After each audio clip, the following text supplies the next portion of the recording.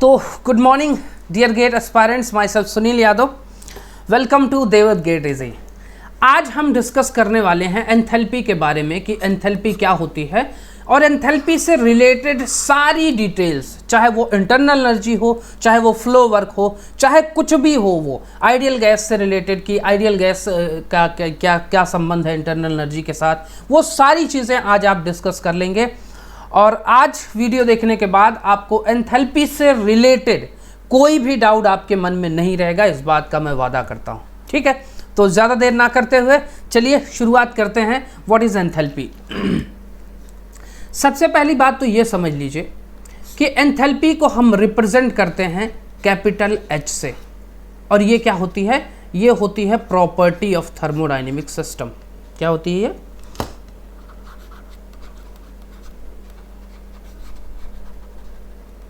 Enthalpy is the property of thermodynamic system. क्या होती क्या है सर ये?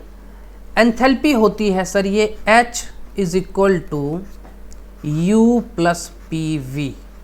ये क्या है सर? देखिए ध्यान से समझिएगा। U क्या है सर? U है इंटरनल एनर्जी, इंटरनल एनर्जी। और ये PV क्या है?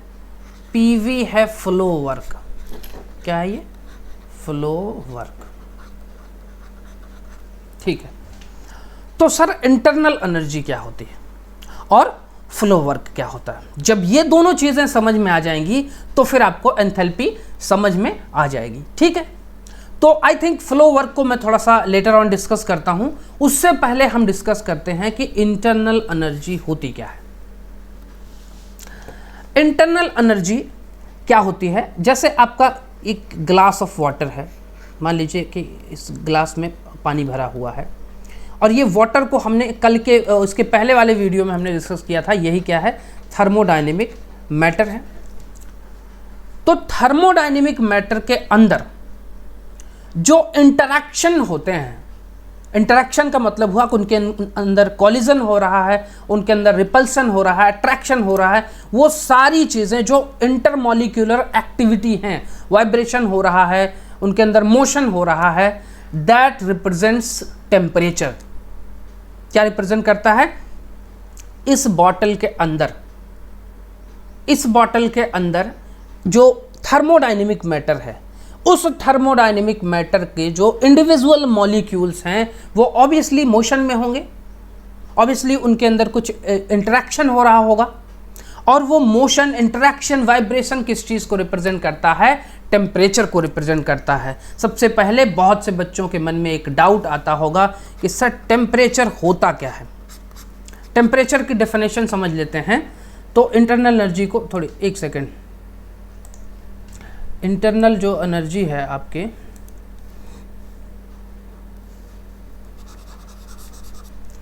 देखिए इंटरनल एनर्जी को नीचे समझेंगे ना, तो इसलिए टेम्परेचर को थोड़ा सा राइट हैंड साइड में समझ लेते हैं। टेम्परेचर क्या है?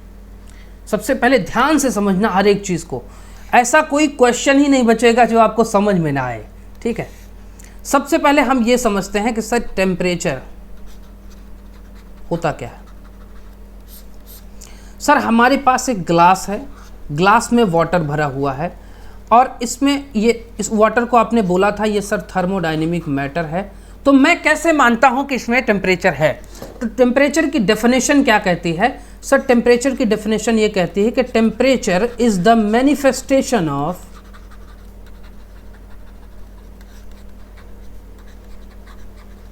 Manifestation of thermodynamic manifestation of intermolecular temperature is the manifestation of intermolecular activity, intermolecular activity of thermodynamic matter।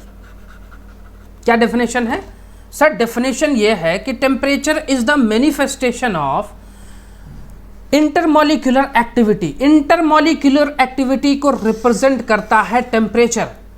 किस चीज की इंटरमॉलिक्यूलर एक्टिविटी? थर्मोडायनेमिक मैटर की। थर्मोडायनेमिक मैटर की इंटरमॉलिक्यूलर एक्टिविटी को रिप्रेजेंट करता है क्या? टेम्परेचर। मतलब सर इंटरमॉलिक्यूलर एक्टिविटी के अंदर कौन कौन सी चीजें आती हैं? सर वाइब्रेशन आ सकता है, वाइब्रेशन आ सकता है, इंटरैक्शन आ सकता है। इंटरैक्शन दो टाइप का होता है। एक तो भाई दो मॉलिक्यूल्स के बीच में इंटरैक्शन कैसे हो सकता है? इंटरैक्शन या तो रिपल्सन हो सकता है, रिपल्सन हो सकता है, या फिर क्या हो सकता है? अट्रैक्शन, या फिर कोलिजन कह सकते हो आप, कोलिजन हो सकता है। यहां पे भी ऐसी इंटरैक्शन, दो मॉलिक्यूल्स के बीच में इंटरैक्शन हो रहा है, एक दूसरे से कोलाइड कर रहे हैं या रिपल्स कर रहे हैं, एक दूसरे से दूर जा रहे हैं, या फिर उनके बीच में वाइब्रेशन हो रहा है या मोशन हो रहा है, काइनेटिक एनर्जी है। मतलब वो सारी चीजें, वो जो कुछ हो रहा है वो चीज को क्या रिप्रेजेंट करता है? वो कहता है कि सर मॉलिक्यूल्स के अंदर, थर्मोडायनेमिक मैटर के मॉलिक्यूल्स के अंदर क्या है? इंटरमॉलिक्यूलर एक्टिविटी चल रही है। तो यही इंटरमॉलिक्यूलर एक्टिविटी इस बात का प्रमाण है, it is the manifestation of, इस बात का प्रमाण है कि उसमें टेम्परेचर है। अब अगर ये एक्टिविटी हायर है, मतलब कि if activity is higher, higher activity represents higher temperature.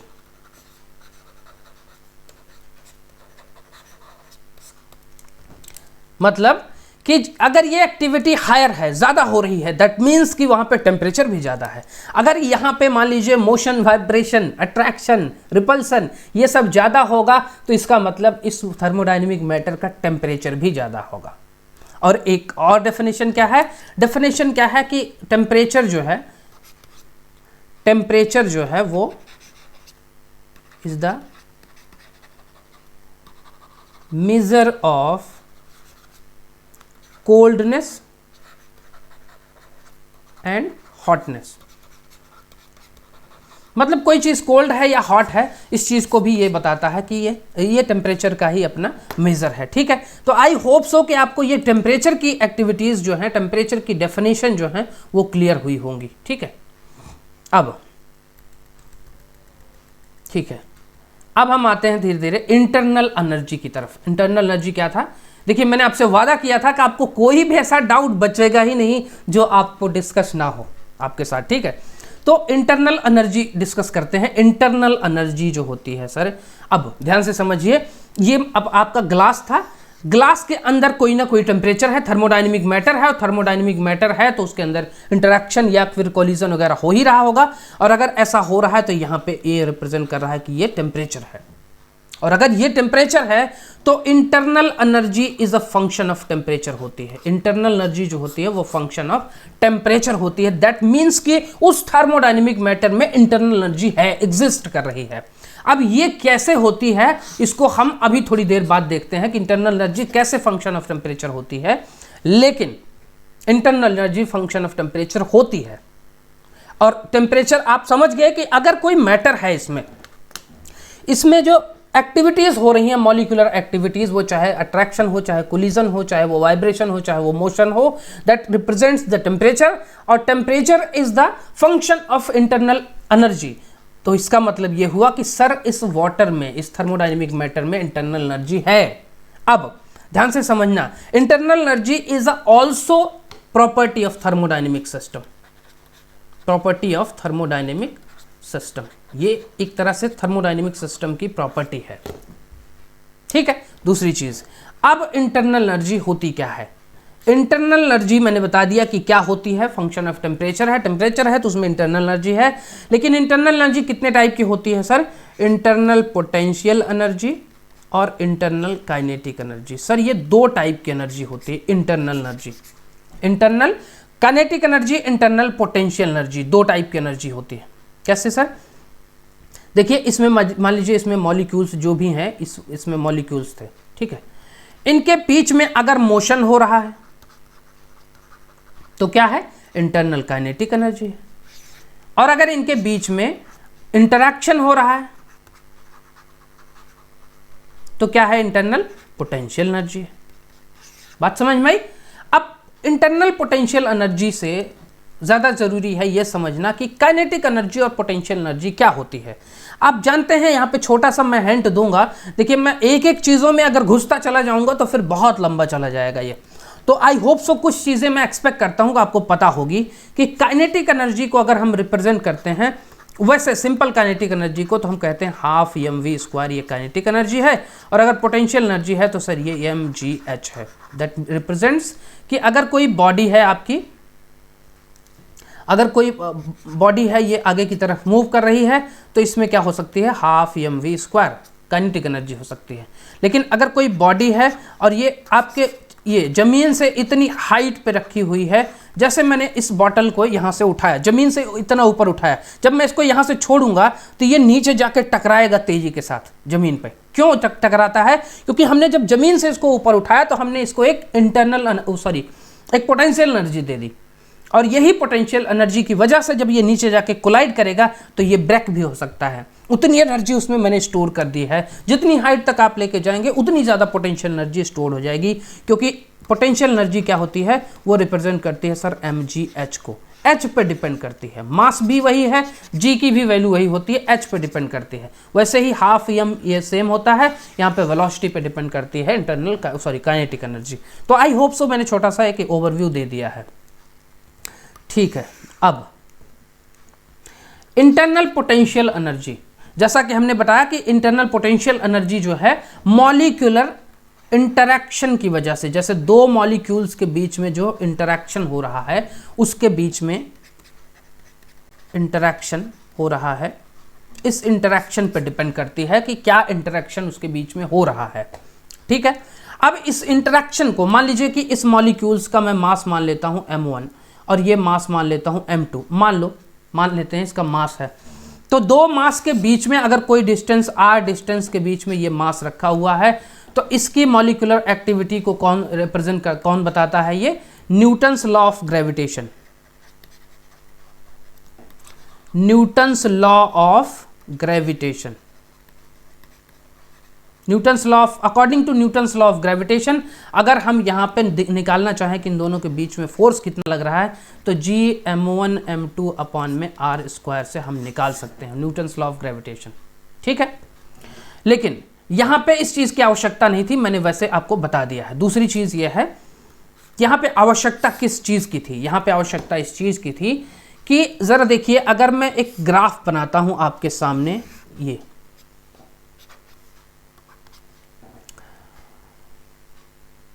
अगर मैं कहता हूं कि ये मैं x एक्सिस पे ले रहा हूं इंटरमॉलिक्यूलर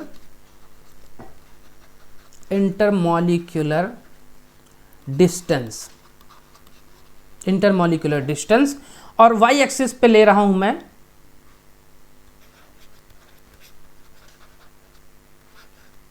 रिपल्सन, एंड ऊपर की तरफ रिपल्सन है, नीचे की तरफ मैं अट्रैक्शन ले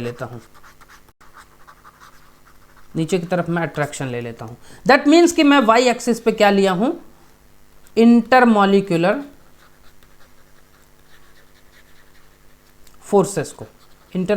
फोर्सेस।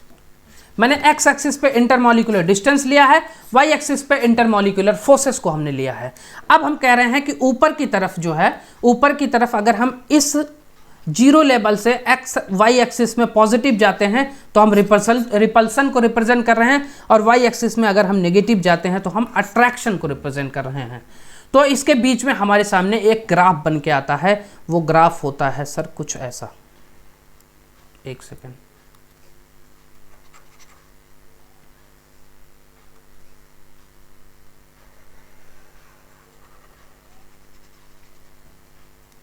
ये ग्राफ कुछ ऐसा रिप्रेजेंट होता है। ठीक है, ये ग्राफ कुछ ऐसा रिप्रेजेंट होता है,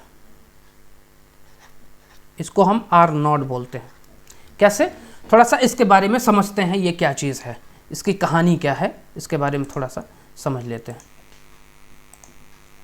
ठीक है, तो क्या है ये कि इंटरमॉलिक्यूलर डिस्टेंस है। अब ध्यान समझिए कि दो मॉलिक्यूल्स हैं आपके सामने, इनके बीच की जो दूरी है, इन मॉलिक्यूल्स के बीच की दूरी, इंटरमॉलिक्यूलर डिस्टेंस ये r है, और इन दोनों के ये m1 और m2 इसका मास रख देते हैं, इसकी दूरी r को मैं रिप्रेजेंट कर देता हूँ। ठीक है, अब जब ध्यान समझना,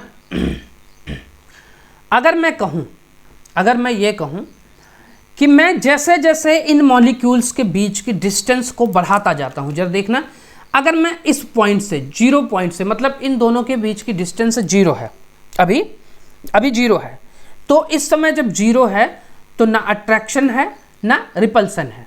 ठीक है, या ये कह सकते हैं कि रिपल्सन इनके अंदर ज़्यादा है, क्योंकि ये देखिए 0 एक्सिस में अगर हम जाते हैं तो ये धीरे धीरे ग्राफ इधर ही की तरफ बढ़ रहा है, इसका मतलब इनके अंदर रिपल्सन ज़्यादा है। इसका फॉर एग्जांपल अगर आप समझें, 2 चुंबक ले लीजिए, प्रैक्टिकल एग्जांपल में 2 चुंबक ले लीजिए और दोनों को सेम साइड में रखिए, प्लस प्लस एक साइड रखिए और चिपकाइए लेके। जितना ज़्यादा आप उनको क्लोज लाएंगे वो उतना ज़्यादा एक दूसरे को रिपल्स करने की कोशिश करेंगे, एक दूसरे से हटने की कोशिश करते हैं। सेम वैसे ही मॉलिक्यूल्स होते हैं, 2 मॉलिक्यूल्स, जो आपका थर्मोडायनेमिक मैटर है, उनके जो दो मॉलिक्यूल्स होंगे वो क्या करेंगे, एक दूसरे के साथ जैसे ही जितना नज़दीक आप लेके आएंगे उतना ज़्यादा क्या होगा, उनके अंदर रिपल्सन होगा। अब जैसे जैसे आपने थोड़ा सा डिस्टेंस बढ़ानी शुरू की, जैसे जैसे आपने डिस्टेंस बढ़ानी शुरू की, वैसे ही वैसे पहले यहाँ रिपल्सन था, अब यहाँ पहुँच गया, मतलब कि अब जो है उनके अंदर थोड़ा सा जो ये एक दूसरे को पीछे छोड़ने की, एक दूसरे को धक्के देने की जो एबिलिटी थी, वो जैसे ही थोड़ा सा डिस्टेंस आपने बढ़ाया वो थोड़ा कम हुई, और थोड़ा सा बढ़ाते हैं और थोड़ा सा बढ़ाते हैं तो और कम होती है, और बढ़ाते हैं तो और कम होती है, और एक समय आता है जब उनके अंदर इतनी डिस्टेंस पे उनके अंदर रिपल्सन खत्म हो जाता है। मतलब पहले ये था, फिर ये था, फिर धीरे कम हुआ, फिर कम हुआ, फिर कम हुआ, एक डिस्टेंस आई जहाँ पे वो क्या हो गया, उनके अंदर रिपल्सन खत्म हो गया। अब इसके बाद भी जब हम डिस्टेंस बढ़ाते जाते हैं तो अब धीरे धीरे अट्रैक्शन की तरफ, अट्रैक्शन नीचे की तरफ हमने शो किया है, अब धीरे धीरे जैसे और डिस्टेंस बढ़ाते हैं वैसे अब इनके अंदर क्या हो रहा है, और जैसे डिस्टेंस बढ़ा अट्रैक्शन बढ़ा, अब थोड़ा डिस्टेंस बढ़ा, अब एक दूसरे को आकर्षित करने की कोशिश में है। इसका लाइव एग्जाम्पल अगर मैं आपको बताऊं तो जैसे ही आप ये मोहब्बत जो होती है ना, प्यार किया होगा आपने कभी, वैसे मैंने नहीं किया। चलो ये टॉपिक नहीं है, टॉपिक ये है कि देखिए 2 प्रेमियों को जब आप आपस में मिलाते जाते हैं, जैसे अगर 2 प्रेमियों को आप एक दूसरे से दूर करेंगे तो वो और क्लोज आने की कोशिश करेंगे। मेरी बात को समझना ध्यान से, इसको प्रैक्टिकल लाइफ में आप देखना। अगर 2 प्रेमी हैं और दोनों को आप जितना दूर करने की कोशिश करेंगे, जितना दूर करने की कोशिश करेंगे, वो उतना ही ज़बरदस्ती नज़दीक आते जाएंगे। लेकिन अगर आप उनको नज़दीक आने के लिए छोड़ दीजिए तो उनके अंदर रिपल्सन आना शुरू हो जाएगा, अपने आप रिपल्सन आने लगेगा। वो धीरे धीरे अपने आप खुद ही उनके अंदर मैच्योरिटी आएगी और वो समझदार हो जाएंगे, और धीरे धीरे जितना ही क्लोज रहेंगे उतना ही उनके अंदर रिपल्सन होगा। वैसे भी टकराव होता है, आप अगर फैमिली वाले हैं तो आप जानते ही होंगे कि एक दूसरे से झगड़ा होता ही रहता है। तो कितना कमाल का एग्जाम्पल है ये, मैंने इसको प्रैक्टिकल लाइफ में ऑब्जर्व किया है कि 2 मॉलिक्यूल्स के बीच में जो एक्टिविटी होती है वही आप दोनों के भी बीच में एक्टिविटी होती है। जितना आप क्लोज आते हैं उतना आप दोनों के बीच में रिपल्सन होता है, और जितना आप थोड़ा सा दूर जाते जाते हैं उतना आपके एक टाइम आता है जो थोड़ी सी दूरी होती है तो रिपल्सन खत्म हो जाता है, और फिर और दूरी बढ़ती जाती है तो फिर अट्रैक्शन शुरू होता है। कमाल का एग्जाम्पल है ये मोहब्बत का। और धीरे धीरे जब दूरी बढ़ती है तो फिर क्या होता है, अट्रैक्शन होता है। बात को समझना, यहाँ पे ये रूल भी गजब का बनाया हुआ उन्होंने, मुझे लगता है यही एग्जाम्पल सोच के उन्होंने बनाया होगा। देखिए आप जैसे देखिए डिस्टेंस को बढ़ाते जा रहे हैं वैसे वैसे क्या हो रहा है, अट्रैक्शन बढ़ रहा है। लेकिन एक टाइम आता है जब डिस्टेंस बहुत ज़्यादा हो, बहुत ज़्यादा का मतलब कि एक ऐसी डिस्टेंस हो R0, ऑप्टिमम डिस्टेंस,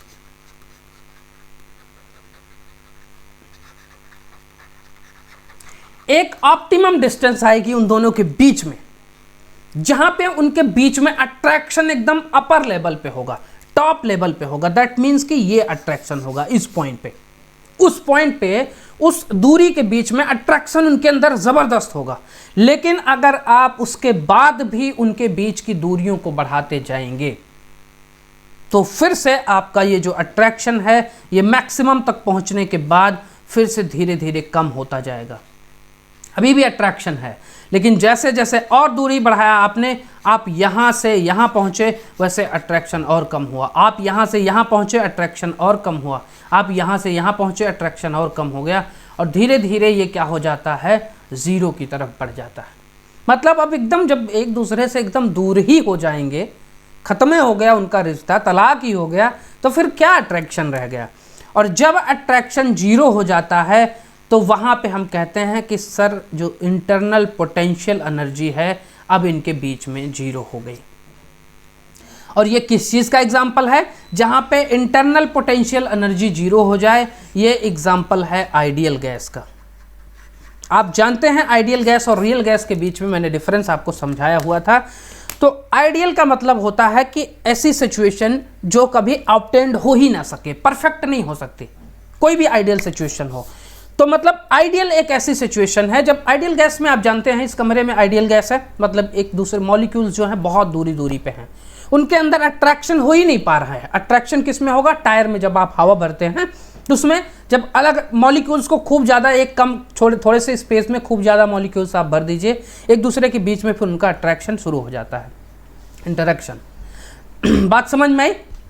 तो इसी के बहाने से मैं आपका लव गुरु भी बन गया, मैंने आपको प्यार के एक पाठ भी सिखा दिए है।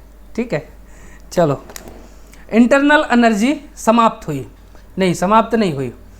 इंटरनल एनर्जी की पोटेंशियल एनर्जी आपके समझ में आई। इंटरनल पोटेंशियल एनर्जी सर आपको समझ में आ गई होगी कि इंटरनल पोटेंशियल एनर्जी काम कैसे करती है, एक्ट कैसे करती है। डिस्टेंस नज़दीक होगी तो रिपल्सन होगा, डिस्टेंस थोड़ा सा ज़्यादा होगी तो भी अट्रैक्शन बढ़ने लगेगा, और बहुत ज़्यादा डिस्टेंस हो जाएगी तो अट्रैक्शन भी ख़त्म हो जाएगा। और वो कहानी है आइडियल गैस की सर। आइडियल गैस के जो मॉलिक्यूल्स हैं एक दूसरे से बहुत दूर होते हैं, इसकी वजह से इंटरनल पोटेंशियल एनर्जी जो होती है वो ज़ीरो हो जाती है। क्लियर है? अब इंटरनल काइनेटिक एनर्जी की क्या कहानी है? इंटरनल काइनेटिक एनर्जी कहानी यह है कि सर इंटरनल काइनेटिक एनर्जी का मतलब होता है कि मोशन में होंगे, क्या होंगे? मॉलिक्यूल्स। मॉलिक्यूल्स क्या किस में होंगे? मॉलिक्यूल्स सर इसमें मोशन में होते हैं। ठीक है, मोशन में होते हैं। तो मोशन में होते हैं तो सर एक रूट मीन स्क्वायर वेलोसिटी होती है।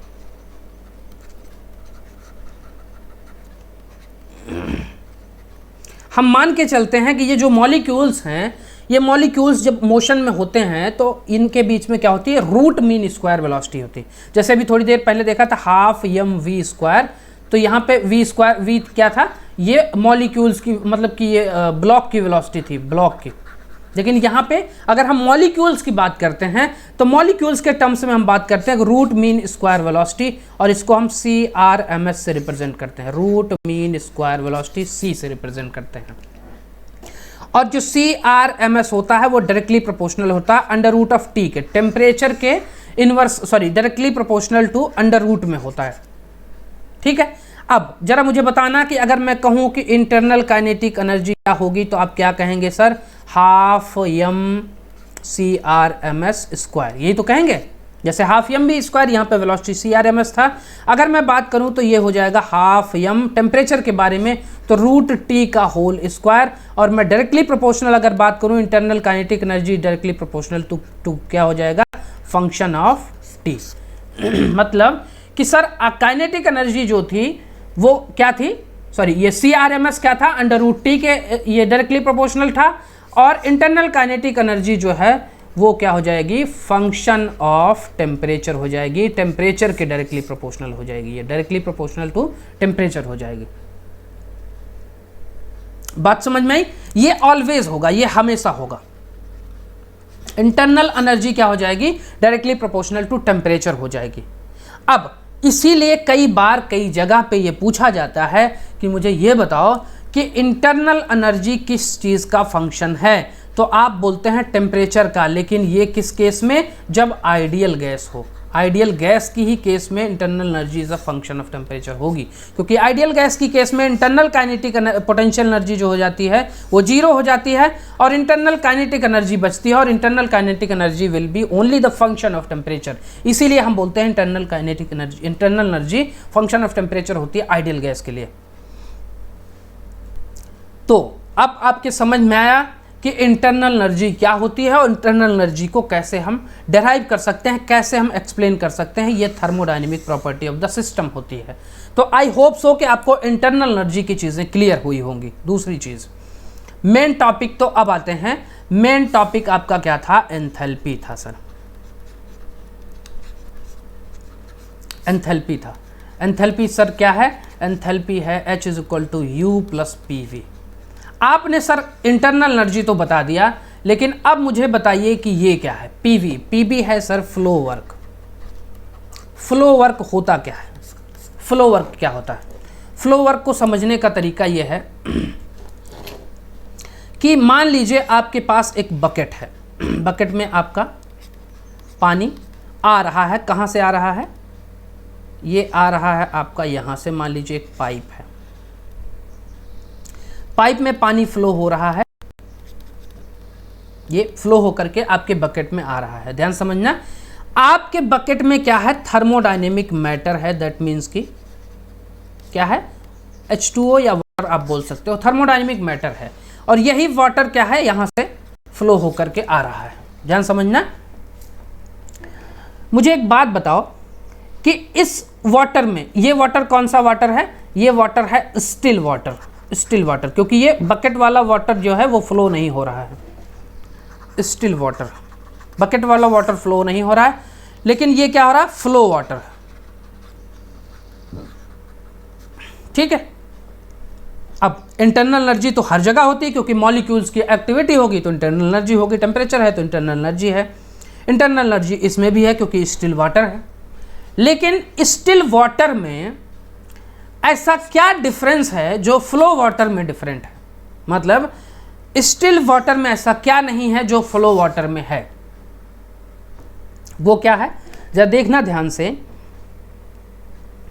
कि जब भी हमारी बॉडी है, कोई एक बॉडी है, एक इसका मास m है, और यहां से हम फोर्स लगा रहे हैं, यहां पे क्या हो जाएगा? फ्रिक्शन हो जाएगा। और फ्रिक्शन फोर्स क्या होता है? Mu mg। फ्रिक्शन फोर्स क्या होगा? एक ऐसा फोर्स जब आप फ्रिक्शन को ओवरकम कर सके, मतलब कि जो फ्रिक्शन आप लग रहा है, मान लीजिए कि आप 5 न्यूटन का फोर्स लगा रहे हैं और वो 10 न्यूटन का फ्रिक्शन लग रहा है, तो फिर आपकी बॉडी मूव नहीं करेगी। दैट मीन्स कि आपको 10 न्यूटन कम से कम फोर्स लगाना पड़ेगा, तब जाके आपकी बॉडी मूव करेगी। एक सामने से इस बॉटल को मैं इधर से नीचे फेंक रहा हूं, इधर से धक्का दे रहा हूं 5 न्यूटन का, तो अब यार इधर से भी कोई 10 न्यूटन का धक्का दे रहा है तो ये बॉडी इधर जाएगी ना, इधर थोड़ी जाएगी। तो अगर मुझे इधर बॉडी को ले जाना है तो कम से कम 10 न्यूटन रखना पड़ेगा। दैट मीन्स कि उस फ्रिक्शन को, वो जो फ्रिक्शन यहाँ पे लग रहा है, यहाँ पे जो फ्रिक्शन लग रहा है, इस फ्रिक्शन को ओवरकम करना होगा, और ओवरकम करने के लिए उतना ज़्यादा पावर लगाने की आवश्यकता पड़ेगी। सेम एज मैं अगर फ्लूइड में बात करूं तो फ्लूइड में इसी फ्रिक्शन को क्या बोलते हैं?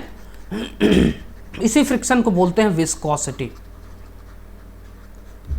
दो लेयर्स एक दूसरे के ऊपर ऐसे फ्लो होती रहती हैं, उन लेयर्स के बीच में क्या होता है? विस्कोसिटी होती है, फ्रिक्शन होता है। ये फ्लूइड फ्रिक्शन है। That is viscosity is the fluid friction. अब अगर किसी लेयर को, किसी फ्लूइड को फ्लो कराना है तो उस विस्कोसिटी को क्या करना होगा? ओवरकम करना होगा। और उस विस्कोसिटी को ओवरकम करते हुए अगर फ्लूइड आगे बढ़ रहा है, वो मिनिमम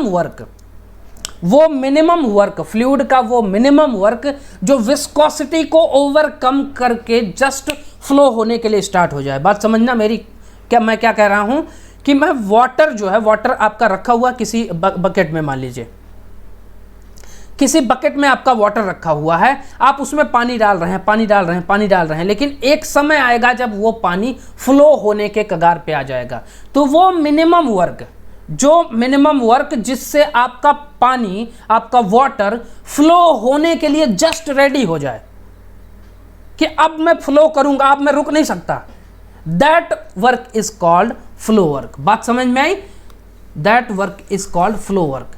तो इसको हम अगर डेफिनेशन के तौर पे लिखना चाहें तो लिख सकते हैं कि that minimum work to flow our fluid is called flow work। मतलब कि वो मिनिमम वर्क उस वाटर को फ्लो कराने के लिए, विस्कोसिटी को ओवरकम करते हुए, वो मिनिमम वर्क जिसकी वजह से वो फ्लूइड फ्लो करने के लिए रेडी हो जाए, वो जो वर्क होगा वही वर्क क्या कहलाता है, फ्लो वर्क। और इसी को रिप्रेजेंट करते हैं पीवी से। तो याद रखना, PV is also a property of system, thermodynamic system होती है। ये वो पीडीवी नहीं है, ध्यान समझना, ये सिर्फ पीवी है, नहीं तो यहां से आप कंफ्यूज हो जाओ सर ये पीडीवी वर्क है। नहीं, ये इस वर्क के बारे में हम नेक्स्ट वीडियो में बहुत डिटेल में डिस्कस करेंगे। तो ये वाला वर्क नहीं है, ये चीज, ये फ्लो वर्क है। ये एक क्या है, डिस्प्लेसमेंट वर्क बोलते हैं इसको बोलते हैं डिस्प्लेसमेंट वर्क। हाँ, इसीलिए मैं बता दे रहा हूं कहीं आप कंफ्यूज ना हो जाएं, ये डिस्प्लेसमेंट वर्क होता है। ठीक है, तो ये बाद में बात करेंगे, इस चीज को हम बाद में बात करेंगे। This is not a flow work is different from this work, displacement work. Okay, so I hope so ये आपको क्लियर हुआ होगा। तो आपको मैं क्या बता रहा था कि इंटरनल एनर्जी जो है, enthalpy is the function of U plus PV। मतलब फ्लो वर्क आपके समझ में आ गया, इंटरनल एनर्जी समझ में आ गया। इसका मतलब कि इंटरनल एनर्जी और फ्लो वर्क को अगर हम ऐड कर दें तो वो क्या होती है, एंथैल्पी होती है। और इसको नॉर्मली हम किलो जूल में रिप्रेजेंट करते हैं। देखिए, एंथैल्पी भी एक तरह से इंटरनल एनर्जी ही है, लेकिन बस क्या है कि यही इंटरनल एनर्जी, ये वाटर है आपके बॉटल में, ये वाटर रखा हुआ है, इसमें इंटरनल एनर्जी है। मैं इसी वाटर को फ्लो कराने लगूं तो वही इंटरनल एनर्जी एक अलग एनर्जी में कन्वर्ट होकर फ्लो होने लगती है। That is called enthalpy. यही बात आपको मैं कितनी देर से समझा रहा हूं कि वो भी एक तरह से एनर्जी ही है, वहां पे आपको कंफ्यूज नहीं होना है। बस इसका मतलब ये हुआ कि जहां पे भी आपका फ्लूइड फ्लो की कंडीशन में होगा वहां हम इंटरनल एनर्जी नहीं, एंथैल्पी के टर्म्स में बात करेंगे। फिर भी वो एक इंटरनल एनर्जी ही है, ध्यान से समझना। लेकिन अगर वही फ्लूइड कहीं पे स्टेशनरी है, स्टिल है, तो वो हमारा क्या कहलाएगा, इंटरनल एनर्जी। बात समझ में आई? आई होप सो आपको ये एंथैल्पी की चीज़ें क्लियर हुई होंगी। यहाँ पे एक और चीज़ है, पिछले वीडियो में मैंने बताया था कि अगर मैं किसी भी चीज़ को मास से डिवाइड कर देता हूँ, किसी भी प्रॉपर्टी को, तो वो हमारा क्या हो जाता है, स्पेसिफिक हो जाता है। तो हमारे सामने क्या आ जाएगा, small h is equal to small u plus p small v। ये क्या हो जाएगा, ये होता है स्पेसिफिक एंथैल्पी। और इसकी जो अगर यूनिट लिखना चाहें तो किलो जूल पर केजी हो जाएगा। ये क्या हो जाएगा सर, ये स्मॉल u है, ये स्पेसिफिक इंटरनल एनर्जी हो जाएगा। आप जानते हैं पिछले वीडियो में मैंने ये चीज़ डिस्कस की हुई थी। आइडियल गैस और रियल गैस की सिचुएशन में मैंने आई थिंक ये चीज़ें बताई हुई हैं। यहाँ पे प्रेशर नहीं चेंज होगा, लेकिन वॉल्यूम के चेंज किया जा सकता है। ये हो जाएगा specific volume. And specific volume is nothing but it is a 1 upon rho means की density, 1 upon density. And you know that what is density, density is nothing but mass per unit volume. Density क्या है, internal, ये है क्या है, extensive property है कि intensive property है, डेंसिटी सर इंटेंसिव प्रॉपर्टी है। ये चीज़ें जैसे ही आपके सामने कोई चीज़ आती है, आपके सामने वो चीज़ क्लियर हो जानी चाहिए कि सर ये चीज़ ऐसी होनी चाहिए। बात समझ में आई? आई होप सो कि आपको ये चीज़ें समझ में आई होंगी। साथ में मैं एक और चीज़ एडिशनल इंफॉर्मेशन आपको दे देता हूं कि ये जो इंटरनल एनर्जी है वो क्या होता है, mCV dt होता है। इंटरनल एनर्जी mCV dt होता है। CV क्या है, CV is nothing but specific heat at constant volume. इसको हम बाद में और अच्छे से समझेंगे, चिंता मत करना। और एंथैल्पी क्या होता है, एंथैल्पी होता है sir mCp dt। Sir CP क्या है, CP is nothing but specific heat at constant pressure. बात समझ में आई? Specific heat at constant pressure और specific heat at constant volume, ये चीजें जब भी आती हैं specific heat at constant pressure, specific heat at constant volume, ये चीज़ें जब भी आती हैं तो हम हमेशा याद रखेंगे कि ये सिर्फ फ्लूइड की केस में, सॉरी गैस की केस में, गैस की ही केस में ये चीज़ें अप्लाई होती हैं। अरे हाँ, ये चीज़ किसके केस में अप्लाई होगी? गैस की ही केस में ये चीज़ अप्लाई होती है, गैस की ही केस में CP/CV का चर्चा आती है। बाकी सबकी केस में फ्लूइड हो या आपका सॉलिड हो, वहाँ पे सिर्फ और सिर्फ स्पेसिफिक हीट की बात करते हैं। तो ठीक है, आई होप सो कि आपको ये एंथैल्पी का टॉपिक समझ में आया होगा, और मुझे लगता है कि इससे ज़्यादा एंथैल्पी से रिलेटेड कोई और जानकारी नहीं बची होगी। तो एंजॉय कीजिए, अच्छे से रहिए, घर में रहिए, सुरक्षित रहिए और मोटिवेशन के साथ लगे रहिए। थर्मोडायनेमिक को हम बहुत जल्दी कवर करने वाले हैं। थैंक यू यार।